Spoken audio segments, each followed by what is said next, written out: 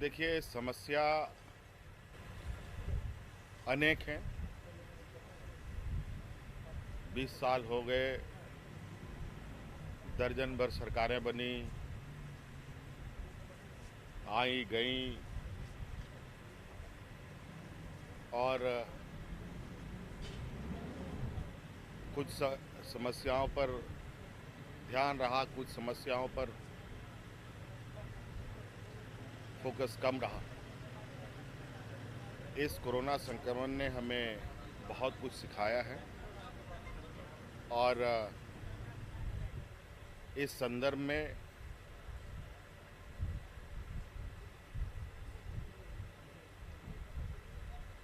स्वास्थ्य, शिक्षा, पलायन, रोजगार जैसे विषय पर हमारा विशेष फोकस है। झारखंड आदिवासी, दलित, पिछड़ा, अल्पसंख्यक बहुल राज्य है और ये लोग और ये वर्ग आज से नहीं, पीढ़ी दर पीढ़ी, वर्षों दर वर्षों से कई समस्याओं से ग्रसित है।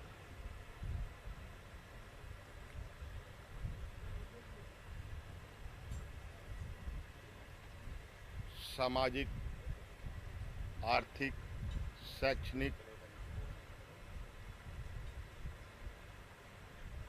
जैसे समस्याओं से ग्रसित ये वर्ग जहां थे वहीं हैं।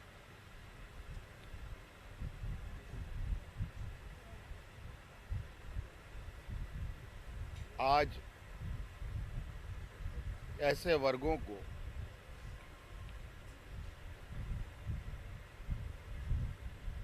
समुचित विकास इनका कैसे हो, इस पर हम निरंतर प्रयासरत हैं। आप देखते होंगे, इस वैश्विक महामारी के दौरान भी हमने ग्रामीणों के लिए, मजदूरों के लिए, किसानों के लिए कई सारी योजनाएं चलाई थी और चलाई हैं और चल भी रही हैं। बिरसा हरित ग्राम योजना, फूल ओझानो आशीर्वाद योजना, पोटो हो खेल मैदान, मुख्यमंत्री रोजगार सृजन योजना जैसे अनेकों आज इसके साथ साथ इन वर्गों से निकलने वाले होनहार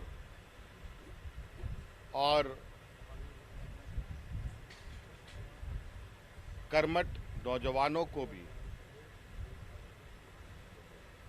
हम लोग और आगे ले जाने का काम कर रहे हैं। देश में पहली बार झारखंड प्रदेश ने विदेशों में बच्चों को पढ़ने के लिए 100% स्कॉलरशिप देने का भी काम किया। यही झारखंड जैसा पिछड़ा प्रदेश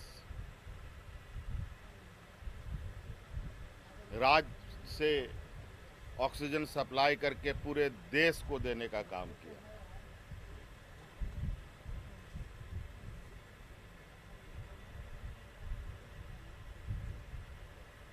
हर वो चीजें जो मानवता के लिए और कमजोर वर्गों के लिए आवश्यकता है, वो हमने करने का प्रयास किया है। संथाल परगना, इस राज्य में 5 प्रमंडल हैं और पांचों प्रमंडल अपने अलग अलग रंग, रूप और चेहरे के साथ हैं।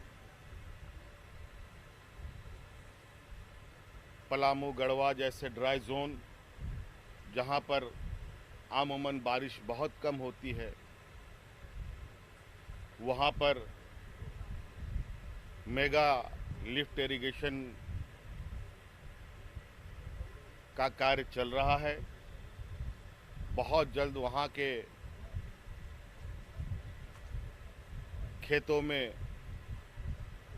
गांव-गांव में पानी की उपलब्धता सुनिश्चित की जाएगी। उसी प्रकार संथाल परगना में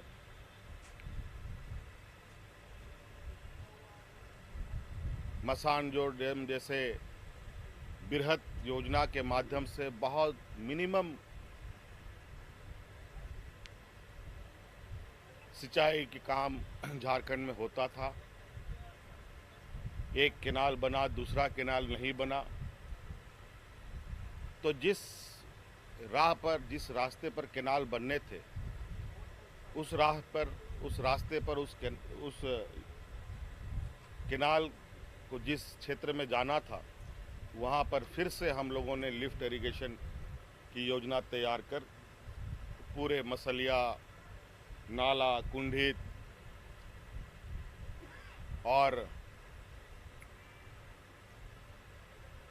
देवघर के सारा क्षेत्रों में पानी पहुंचाने का हम लोग काम करेंगे। उसी के कड़ी में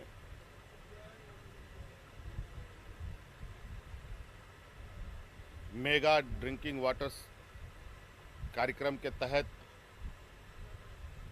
लगभग 2500 करोड़ का योजना संथाल परगना को दिया जा रहा है, जो साहेबगंज में अवस्थित गंगा नदी से पानी का उठाव किया जाएगा, जिसमें साहेबगंज के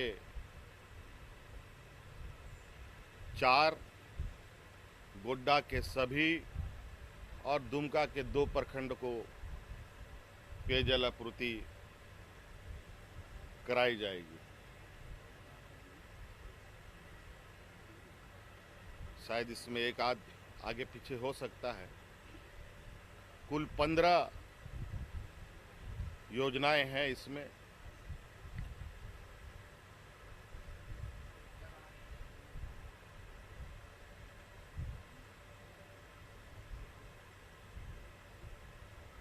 चार योजनाएं स्वीकृत हो चुकी हैं। 4, 8 या ऐसे कुछ 4 या 6 योजनाएं स्वीकृत हो चुकी है। रेस्ट 1 महीने के अंदर वो योजनाएं भी स्वीकृत हो जाएंगी।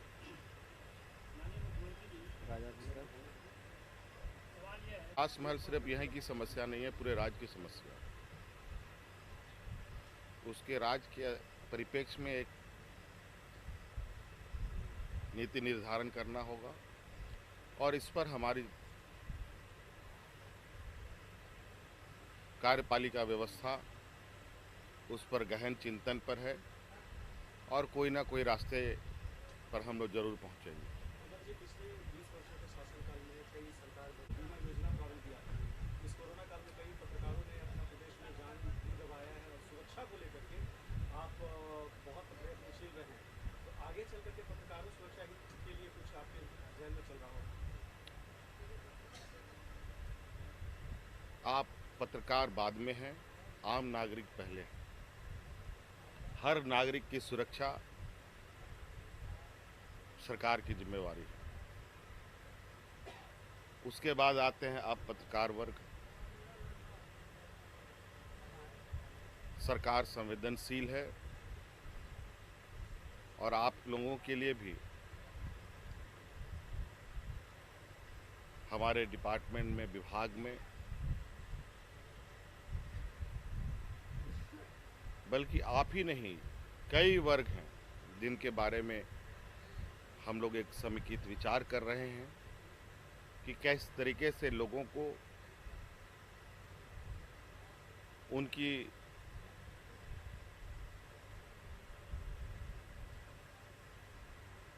आत्म सुरक्षा, उसकी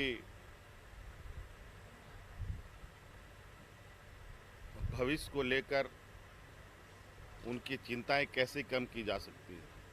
आपने देखा इसी कड़ी में सड़क दुर्घटना में कोई भी व्यक्ति की मृत्यु होती है तो उसको तत्काल 1 लाख रुपए देने का सरकार का हम लोगों ने निर्णय लिया है और अभी कई लोगों को मिल भी रहा है। कल परसों भी कई कार्यक्रमों में ऐसे घटनाओं से पीड़ित परिवार को हम लोगों ने सरकार के द्वारा सहयोग किया है। तो थोड़ा सा चूँकि कोरोना काल रहा है, देश की अर्थव्यवस्था का क्या दशा है वो आप सब लोगों को पता है और उसमें झारखंड की अर्थव्यवस्था क्या हो सकती है आप अंदाज़ा लगा सकते हैं। और इस दौरान भी हम लोग अपने सीमित संसाधनों में, सीमित स्वास्थ्य सेवा के संसाधनों में, सीमित शिक्षा व्यवस्था के संसाधनों में, सीमित आर्थिक संसाधनों में भी हम लोग राज्य को एक बेहतर मैनेजमेंट के साथ आगे लेके चल रहे हैं। और आप लोग विश्वास रखिए, ये 5 साल एक ऐसी लकीर खींचेगी ये सरकार, जिस लकीर को मिटाना किसी की बस की बात नहीं है। सर 21 को सर नियुक्ति वर्ष घोषित किए थे आप, 2021 को आपकी सरकार ने नियुक्ति वर्ष घोषित किया था युवाओं के लिए। देखिए,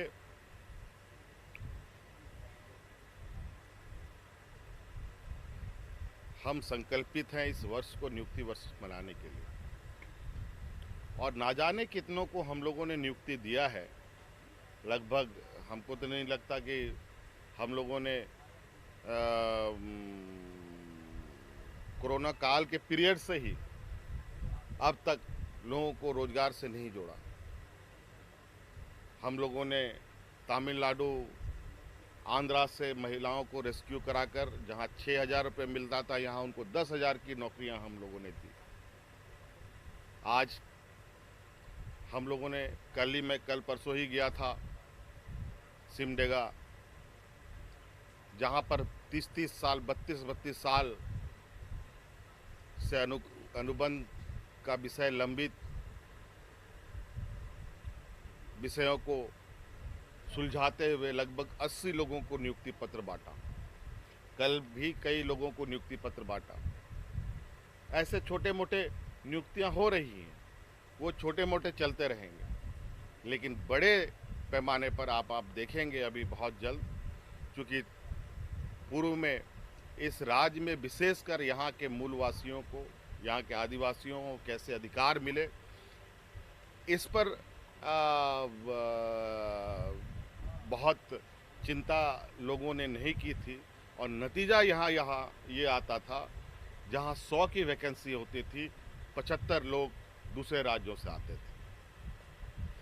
आज पिछली सरकार ने पूरे 5 साल बिता दिए, 6ठी जेपीएससी ना उन्होंने प्रकाशित करने में उनकी वो हिम्मत दिखा पाए, ना उन्होंने एग्ज़ाम भी कंडक्ट कराया। हम लोगों ने सरकार आते ही जेपीएससी को नियमावली बनाकर आज शांतिपूर्वक तरीके से हम लोगों ने लगभग 4 लाख से अधिक अभ्यर्थियों को जेपीएससी में इस बार, जो देश का एक रिकॉर्ड है, देश में इतने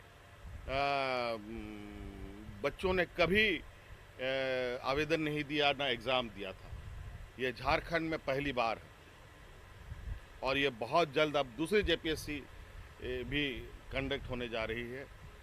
ऐसे सभी विभागों में नियमावली लगभग बनने के, अभी मैंने कल परसों आपने सुना ही होगा, हमने पदाधिकारियों से 30 तारीख 31 तारीख तक अल्टीमेटम दे रखा है कि सभी लोग अपने अपने विभागों की नियुक्ति नियमावली बनाकर कैबिनेट में लाकर विशेष रूप से एक दिन में सिर्फ और सिर्फ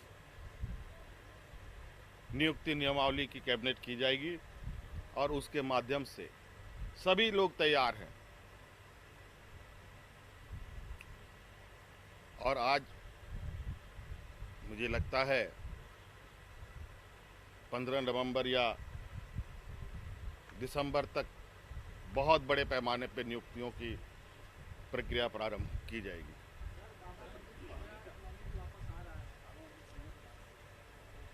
हाँ,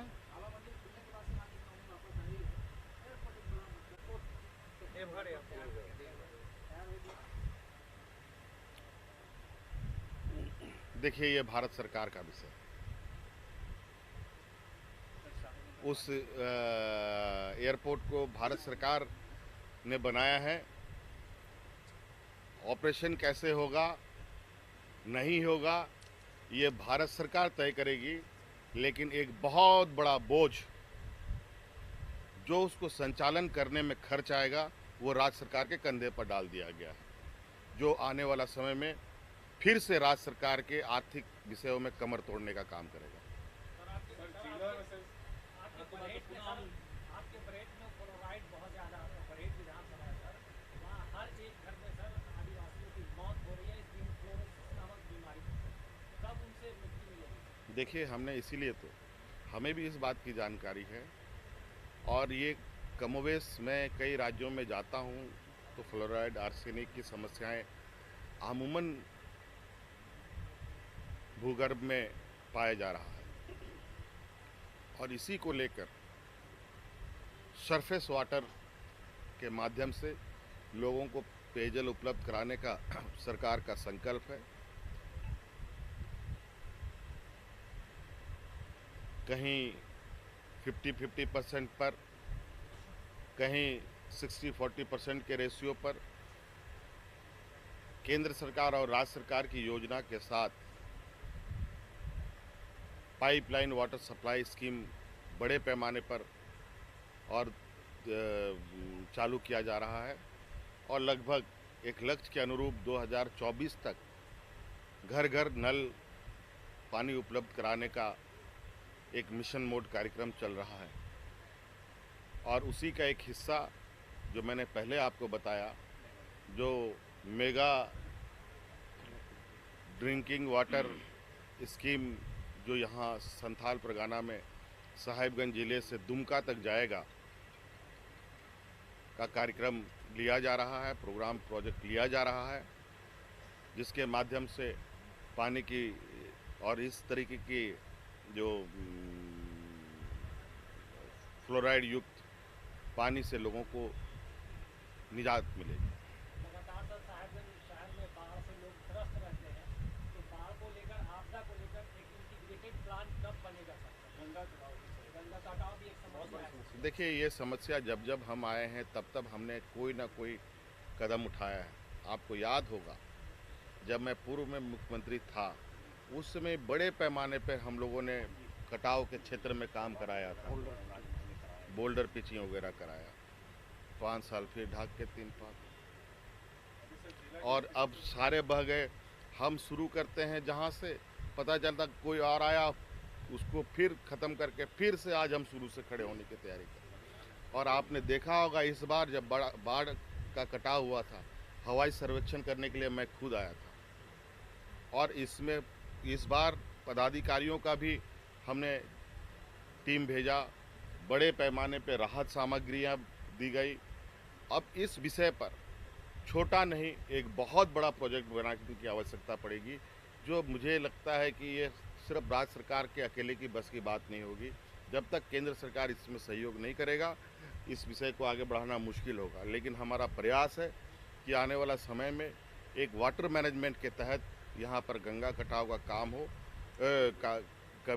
कमी लाया जाए। शहर का मलाही टोला है सर, वो एकदम गंगा कटाव के जद में है, जो कि एकदम वार्ड नंबर पुरानी शादी के बगल में है। वो मुश्किल से 20 से 25 फीट दूरी बची हुई गंगा कटाव से मलाही टोला सर।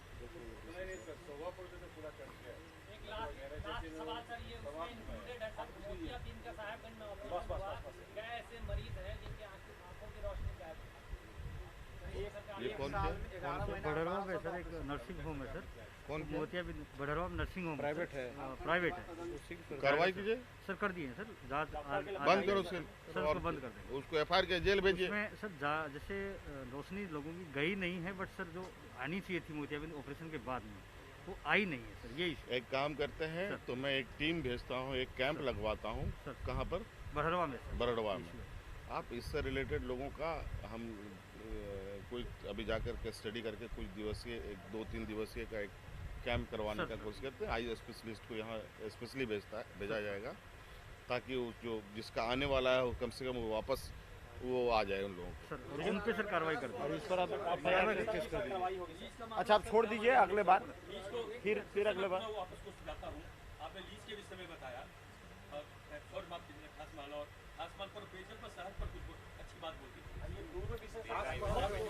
देखिए, खास महल के विषय में जब भी निर्णय होगा, सिर्फ राजमहल पर ही निर्णय नहीं बल्कि पूरे राज्य के लिए होगा। साहेबगंज का नेचर थोड़ा सा अलग है। साहेबगंज पूरा टाउन प्रभावित है। ये 22 वर्ष हो टाउन प्रभावित सर। ये और ये आप ही से हो सकता है, बाकी किसी से होगा नहीं। रघुवर दास झुंझुना थमा के चले गए। नहीं, ऐसा नहीं। नहीं सच बात। अभी आपके स्थानीय विधायक यहाँ पर आए थे आज इस कार्यक्रम में, तो उन्होंने भी इस बात को मुझसे सवाल किया, तो मैंने कुछ उनको हमने बोला कि मैं इस तरीके से सोचता हूँ। तो उन्होंने भी कहा ये तो बड़ा अच्छा है, रास्ता निकल सकता है। तो मैंने कहा जब अब ये बताइए, तो इसमें बहुत सारे लोग पर ये निर्णय एक समान नहीं हो सकता। कोई हंसेगा तो कोई रोएगा। तो इन सब चीज़ों के लिए भी थोड़ा हमारी चिंताएं रहती हैं कि कोई ना रोए, कम से कम लोग रोए, या कम से कम लोगों को नुकसान हो। इस पर थोड़ा सा एक आकलन, एक उसका ये होता है, एक उसका स्टडी होता है, उस पर थोड़ा सा, क्योंकि बहुत सारी आसमान का एरिया है, कोई आदमी यहाँ पे 5 स्टार होटल डेवलप करना चाहे, उसको फायर का क्लियरेंस नहीं है, वो आदमी कैसे होटल यहाँ इंफ्रास्ट्रक्चर कैसे डेवलप करेगा? अभी चिंता मत कीजिए, उससे पहले आधारभूत संरचना की आवश्यकता है। होटल से पहले उससे जुड़ी चीज़ें होंगी, तभी होटल लगेंगे। अब इसके लिए मैं आपको एक और खुशखबरी बताता हूँ कि यहाँ अब आपके ज़िले में हमारे कार्य क्षेत्र, हमारा इस ज़िले में गंगा पुल का निर्माण चल रहा है। संयोग से यहाँ हमारे पास इस ज़िले में पोर्ट भी अवस्थित हो चुका है। अब यहाँ बच गई एक हवाई पट्टी की, और उस हवाई पट्टी को हम लोग धरातल पर उतारें, इसकी प्रयास है।